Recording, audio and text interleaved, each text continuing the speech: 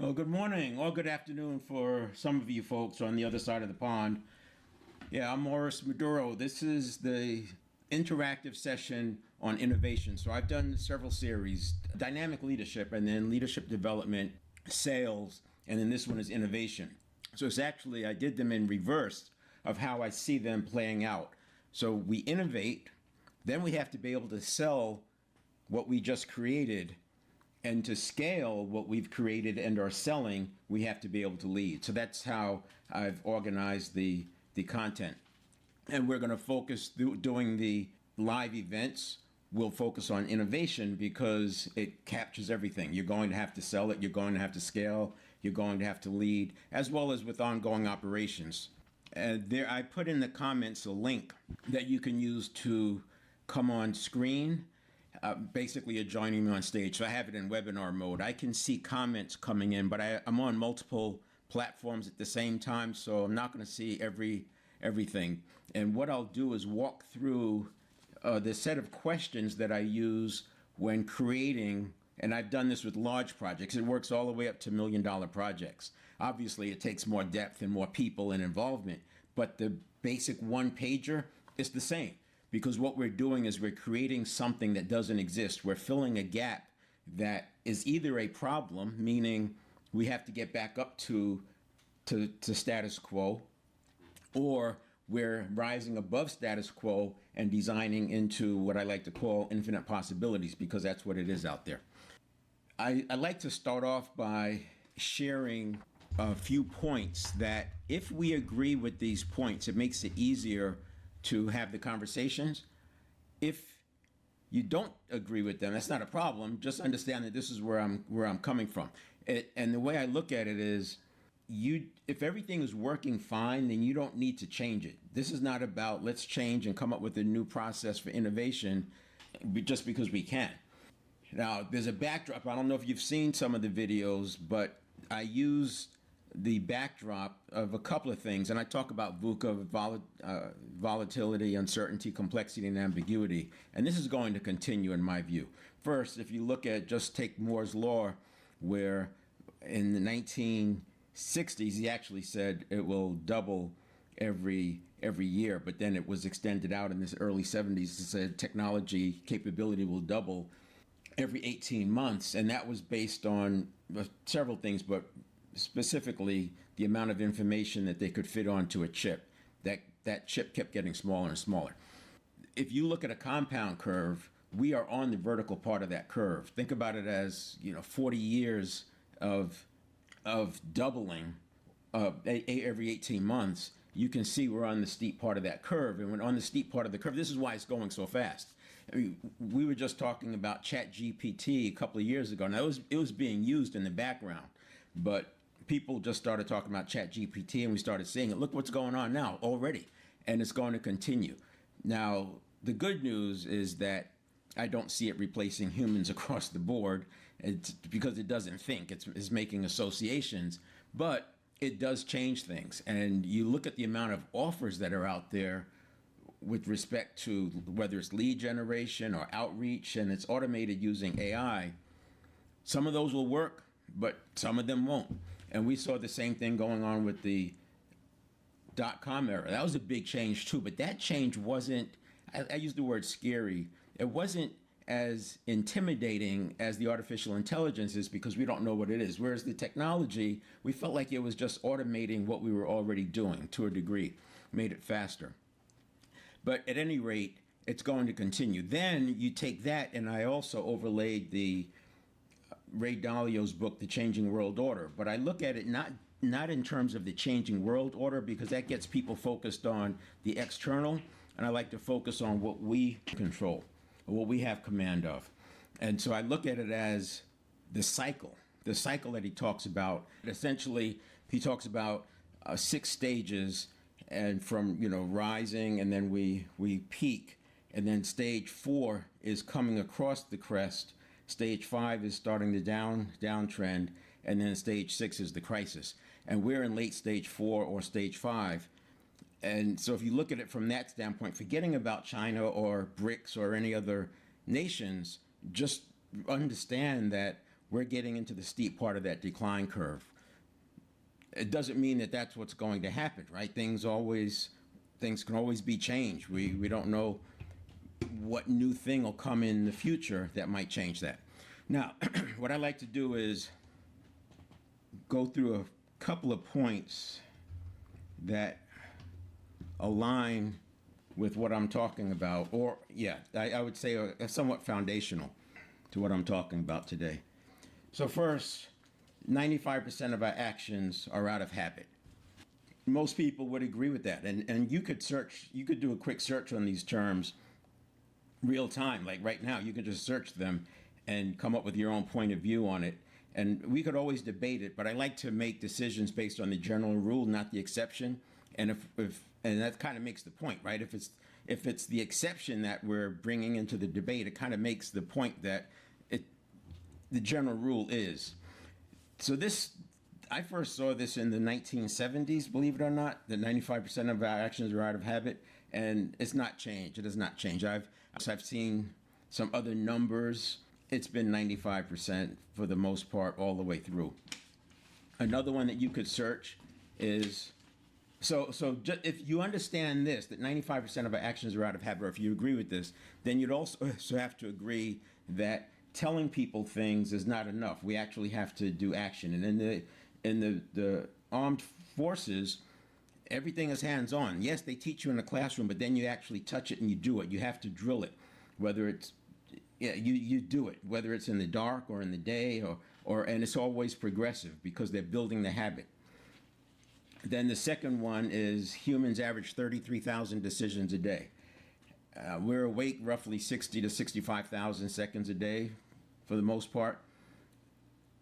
That means we're making a decision every other second, which when you consider that, I would replace decisions with stimulus response cycles, except that you're probably not going to see as many searches for stimulus response cycles as you would for decisions. So you have to make that leap. But even if it was half that, that's still a lot. It's certainly more than what we're doing consciously, and you can see how these two correlate. The other thing that this tells me is that we're priming ourselves habitually. So we're creating more yesterdays as we go into today's and tomorrow's, because we're priming ourselves, and out of scope for today, but priming and cognitive biases, those are mental heuristics, shortcuts that essentially shut down your conscious thinking, takes you out of that powerful present moment, and just skips over the conscious. And then the next one is the subconscious processes at 11 million bits per second. And again, you can search that one. 11 million bits per second for processing speed on the subconscious, and the conscious mind only processes at 50 bits per second. So the speed, so we're again, this is supporting the 95% of actions are out of habit, the 33,000 decisions per day, given the fact that it's processing at 11 million bits per second, and since the conscious mind is only processing 50 bits per second, we're probably not even aware, and we know we're not aware. We've all done something like driving down the highway and you completely miss your exit and don't even remember missing it. So these decisions are being made in the background, but they're still being made, and that gets to the point of why we want to be thinking about innovation differently than we think about operations. And feel free to join in anytime, because I can cover these points as we go, but I wanted to get these parts out of here, out on the table. The next thing is that when we're operating in that 95% of habits, actions out of habit, we're in a comfort zone. This is that nice operational where things are going along, a few hiccups here and there. We've learned to handle them. Some people not so much, and if you're a leader, you've probably learned to handle that a little bit better. Some people might have a little narrower comfort zone. Maybe they're like sort of in here, and when things get a little bit out of the norm, they start catastrophizing. The house is on fire, but as the manager or the leader, you see it coming. Well, there's another level above that zone, and another one that's below the zone.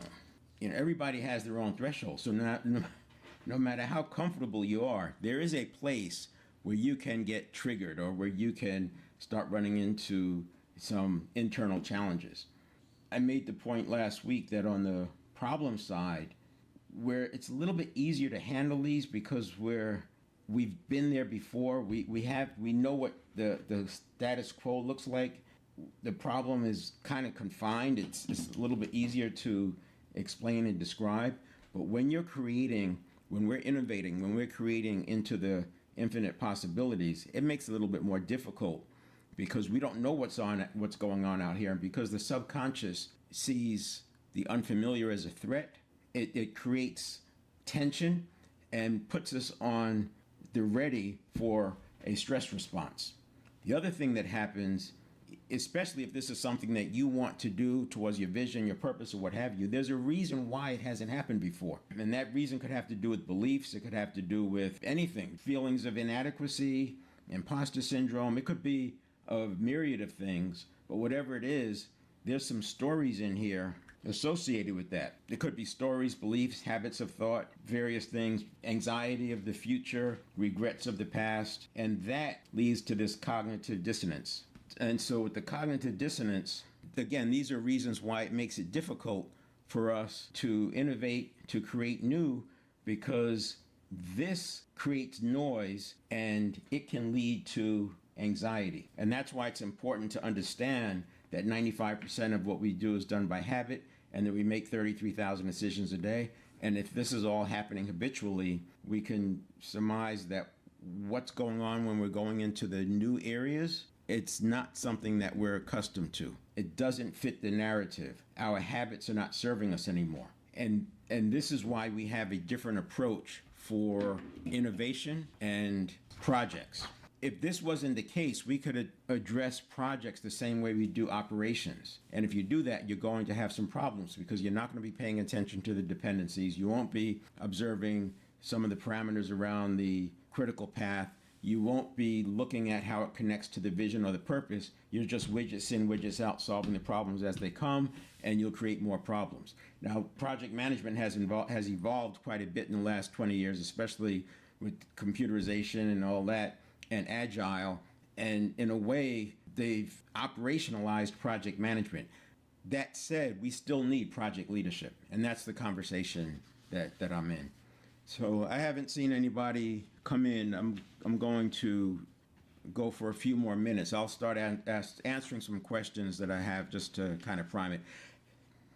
How do I help managers become leaders, not just task managers, especially in a fast-changing business?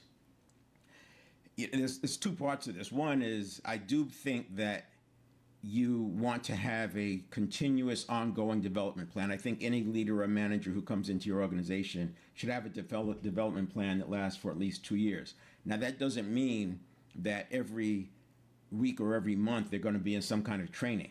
But at the end of 6 months, they should know how to do X, Y, and Z. Consider this. If a doctor goes into a hospital or a dental hygienist goes in to work at a dentist, these are new employees, the owner of the dentist, the administration of the hospital, they know that this doctor or this hygienist, they know what to do. They know the basics. Now, they have to learn how that operation functions, but they know the basics.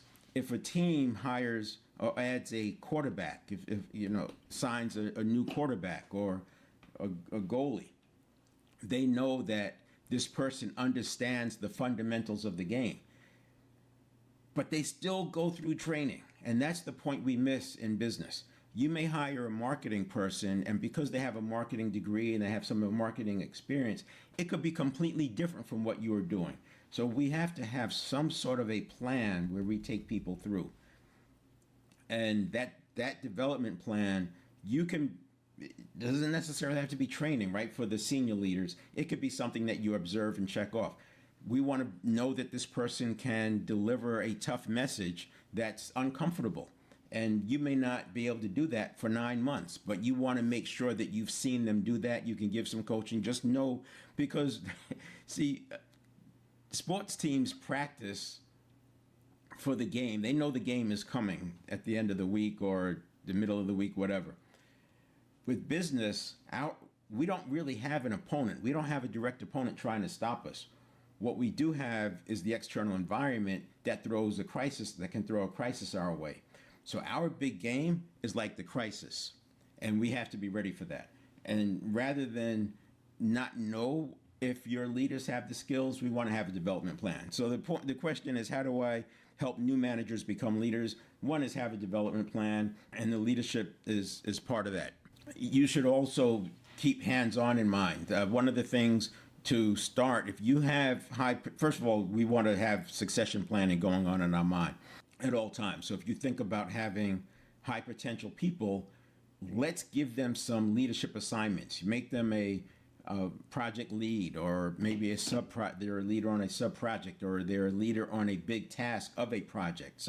Something. Have them doing where you're able to see how they interact with people, how they handle situations. And I would also break it into two parts. One is organizing the work, and then the other one is dealing with the range of human emotions, etc. I would not try to check both of those at the same time. You first have to know that they can organize the work and work through that. And once they can organize the work, then we deal with the people side. Because if you don't do that and you do it together, you could be thinking that there's a people issue and it's really an organizing the work issue. But the short answer is have a development plan, have it thought out, and make it progressive. And for a new person, especially a high potential, they might have touch points or metrics that happen every 3 months for that 2 years. I wouldn't sleep on this part of it, because if you don't have the time to do it during normal operational mode, you're not going to have the time to do it during crisis, and then you're winging it and just creating new problems. Yeah, this is a good one. How do I shift our culture from compliance to ownership without losing structure or accountability? This is an interesting one, because I've seen it so much where people struggle with empowering their employees, and employees struggle with being empowered. So first, let's deal with the leader side. The leaders struggle with empowering the employees. The obvious one is people don't want to give up control. But the other one is back to that subconscious versus conscious. We're processing so fast. And as a leader, we've been there, done that. We're processing at a lot of times at the subconscious level, that's the 11 million bits per second. Whereas the employee is having to, or the subordinate is having to process and think through it. It's going to take them longer. So we have to be patient. You can't even get to the point where you're just telling, think this through and come back to me.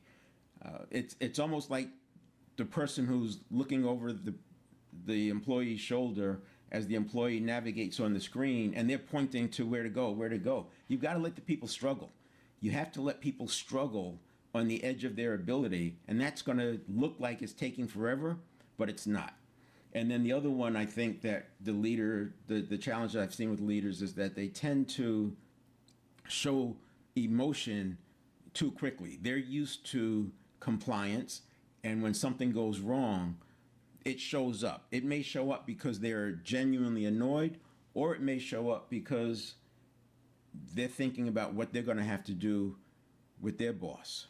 And this is important because the subordinates will make mistakes. And as they make mistakes, they have to know that there's a safe place. You want bad news early as the leader, especially when you're developing somebody new. You want bad news early.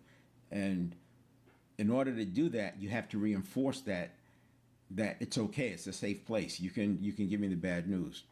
On the employee side, especially your high potentials, and I've seen this with the ones who are fresh out of school, they're so accustomed to getting A's, and the way to get an A is to figure out what's going to be on the test and study that. And also that when in doubt, do what the professor wants. And it's difficult sometimes for them to have a point of view. So you have to pull that out of them. You have to get them working with little things, little steps, because expressing your point of view when you haven't done that before could be scary and difficult. So we need to give them those baby steps and giving them exposure, giving them feedback, letting them know it's safe, and recognizing them when they're right. This is the growth mindset. You're teaching them to have a growth mindset and reminding them that Even a great baseball player is missing 7 out of 10 times at bat. It's okay. And that's how the development happens. If you wait until they're in a leadership position to start working on that, it's too late. So did I catch all of that question? If you just joined, again, there's a link in the comments. You can use that link to come on stage.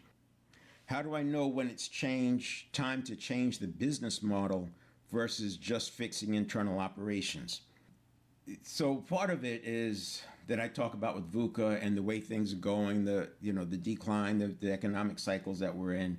There's going to be a lot more change. We don't have the luxury of a steady state like we did 2 decades ago. We're not going to see, in my opinion, that constant steady state. But I do think that you want your business model flexible enough so that you're not thinking about changing the business model. So you have your vision, and you could keep your vision the same. It may tweak slightly, but if your vision is broad enough the way it should be, it can stay the same, and then your business model might have to shift. So you think about the Netflix blockbuster. So much has been written about that. The vision could have been the same, getting content out to the masses, but the model was different. The business model was different, and that's what Netflix did. They changed the business model, and they caught Blockbuster flat-footed because Blockbuster was committed to their model. So sometimes you do have to change the model. But the question is, how do you know when it's time to change the business model versus just fixing internal operations?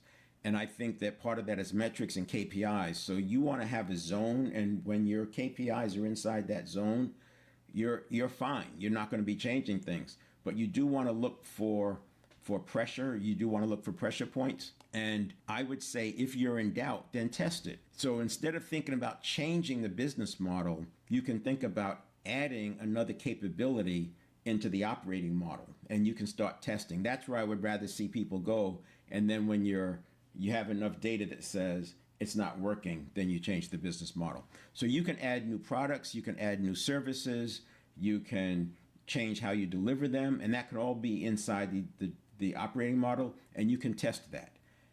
Next time we'll talk about different ways of easy testing at a low cost, because the cost of testing can be a barrier, especially when you start thinking about web development and marketing costs and advertising and the agencies and getting people to do the copywriting. You want to have, if you're big enough, and when I mean big enough, I'm talking about 10 to 15 people, you want to have somebody in-house who could do skunkworks type testing very quickly. You should be able to come up with an idea and have it out in play being tested within a week, just on a skunkworks basis, and to get the data, to get enough information.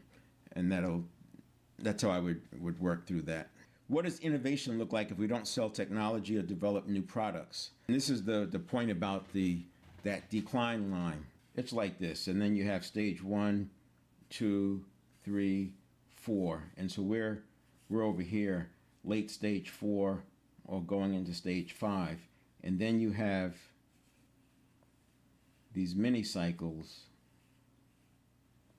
And the point that I was making last week is that when you have mini cycles in the larger cycle, small cycles in the big cycle, when they coincide, this can be very, very rapid. This point from here to here can be very, very fast compared to these. So this may look like the same. It's just another, adjustment. It's just another correction. It's just another small downturn, but it can turn big in a hurry. And this is where we are.